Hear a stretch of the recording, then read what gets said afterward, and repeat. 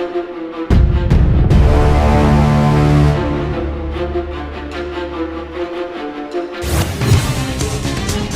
जून 2025 की महत्वपूर्ण खबरें।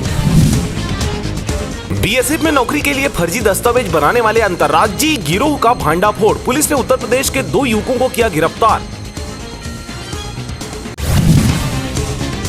रायपुर में मैंगो फेस्टिवल, 2 से 15 इंच तक के आम, बस्तर से अफगानिस्तान तक 200 से ज्यादा वैरायटी। महोत्सव का आज आखिरी दिन। डबल मुनाफे के चक्कर में प्रॉपर्टी डीलर गंवाए 1 करोड़ 30 लाख रुपए। 4 लोगों ने मिलकर शेयर ट्रेडिंग के नाम पर की ठगी, आरोपी फरार।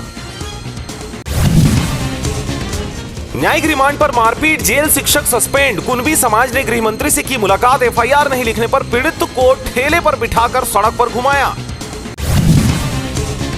बीजेपी नेत्री ने थाना परिसर में किसान को मारा, वीडियो हुआ वायरल। बोली साइड मांगने पर गाली दी। पीड़ित बोला फोन पर था, मैडम को लगा उन्हें गाली दी।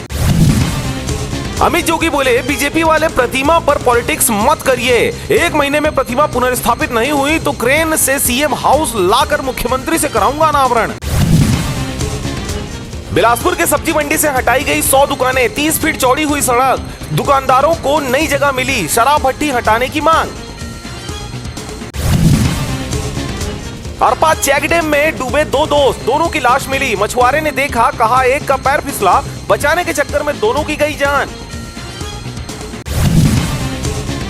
बिलासपुर में एक महिला corona positive, 11 active case. High court परिसर में मास्क लगाना हुआ अनिवार्य। ट्रैवल हिस्ट्री वालों से टेस्ट कराने की अपील।